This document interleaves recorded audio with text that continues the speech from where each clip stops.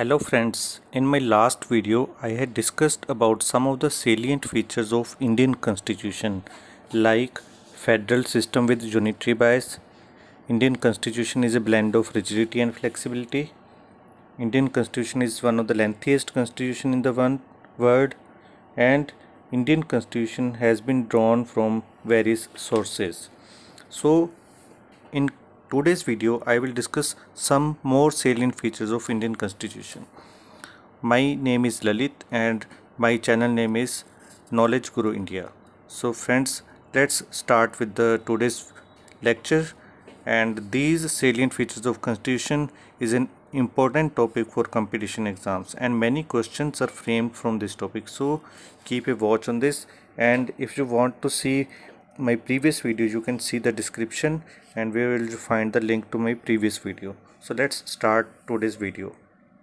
So the next salient feature of Indian Constitution is that our system has a parliamentary form of government. The Indian Constitution has been adopted based upon the British parliamentary system of government rather than the American presidential system of government. Because the presidential system that is based on the doctrine of separation of powers between the two organs, while the parliamentary system is based upon the cooperation and coordination between the legislative and executive organs. And the parliamentary system is also known as the Westminster model of government. The constitution has established our parliamentary system not only at the center level but also in the states. The main features of Indian parliamentary system of government are: first is the presence of nominal and real executive. Second is majority party rule, means the party who gets the majority, that party will be ruling the government. Then there is a collective responsibility of the executive to the legislature, and leadership of the prime minister or the chief minister. It is, like in the center, the prime minister is the leader of the house, while in the state level, the chief minister is the leader of the house. And dissolution of the lower house at the center level, Lok Sabha, or at the state level, the Vidhan Sabha. So these are some of the important features of Indian parliamentary system of government. Although Indian parliamentary system is based upon the British pattern of the parliamentary system of government, still there are some fundamental differences between the two. For example, the British parliamentary system is a sovereign body, while Indian parliament is not a sovereign body, but British parliament is a sovereign body. Second difference is that the British state has a hereditary head, it is a monarchical system, while the Indian state has an elected head, it is a republic system. So these are some of the basic fundamental differences between Indian parliamentary system and British parliamentary system. And in parliamentary system, like in India as well as in the British, the prime minister role is so much significant that some of the political scientists, they like to call it the prime ministerial government. So that is an important aspect of parliamentary form of government. The next salient feature of Indian Constitution is the synthesis of parliamentary sovereignty and judicial supremacy. As we have already seen that the Indian system is based upon the British parliamentary system, but still there is a fundamental difference between Indian parliamentary system and British parliamentary system. One is the Indian parliament is not a sovereign body like the British parliament, and second, Indian state has an elected head, it is a republic, while the British state has an hereditary head. At the same time, the scope of judicial review power of the Supreme Court of India is narrower than that of which exists in the United States, because the American Constitution, it provides for the due process of law, while in the Indian Constitution there is a feature of procedure established by law, which is contained in the Indian Constitution under Article 21. So framers of Indian Constitution, they thought the need of a proper synthesis between British parliamentary system or the British principle of parliamentary sovereignty and at the same time between American principle of judicial supremacy. So there was a need of a proper synthesis or balance between the two. So what happened?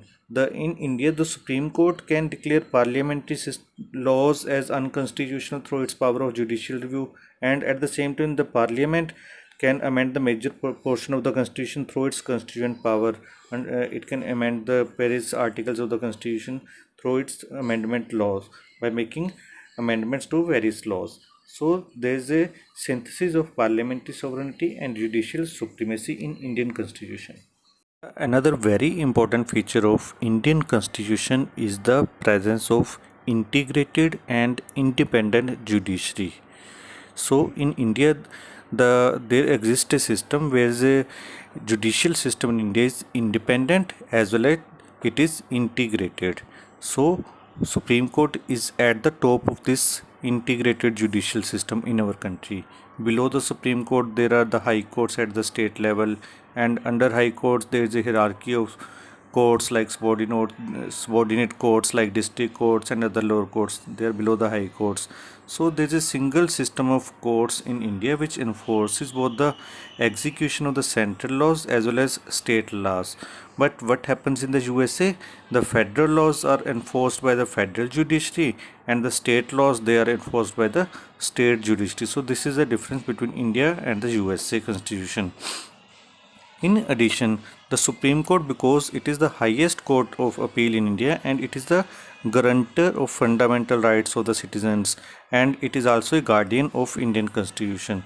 So many provisions have been made in the Indian Constitution to ensure its independence of the Supreme Court. Like what are those features which or provisions which secure its independence? Like security of the tenure of the judges, fixed service conditions for the judges, the expenses of the Supreme Court, they are charged on the Consolidated Fund of India, and there is a prohibition on the discussion on the conduct of judges in the legislatures, ban on practice after retirement. So these are certain features which provide independence to the Supreme Court. So this is a very important system in India which that is integrated and independent judiciary. Another important feature of Indian Constitution is the presence of fundamental rights which are given to all the citizens of India. The fundamental rights are described in part 3 of Indian Constitution. These rights are right to equality, right to freedom, right against exploitation, right to freedom of religion, cultural and educational rights, and last but not the least, the right to constitutional remedies. These fundamental rights, they are meant for promoting the idea of political democracy, and in addition these fundamental rights are justiciable in nature. It means they are enforceable by the courts for their violation. So if the fundamental right of any person is infringed, he can reach High Court or Supreme Court for issues of writ for the fundamental rights, like various writs which are issued are habeas corpus, writ of mandamus, writ of prohibition, writ of certiorari, and quo warranto for the restoration of fundamental rights. Another important feature about these fundamental rights are not absolute. We should remember these are not absolute and they are subject to reasonable restrictions. And these fundamental rights are also not sacrosanct. It means they can be curtailed or repealed by the Parliament through Constitutional Amendment Act. These fundamental rights can also be suspended during the operation of a national emergency, except the rights granted by Article 20 and 21. So that is a very important point which can come in multiple choice type of questions, like which fundamental rights cannot be suspended even during the operation of national emergency. So these are Articles 20 and 21. Very important question. So friends, these were some of the salient features of Indian Constitution, and in my next video I will discuss more salient features of Indian Constitution, and I request you to like this video and subscribe my channel so that you can get more videos like this. These video will be very useful for your competition exams. Thank you very much.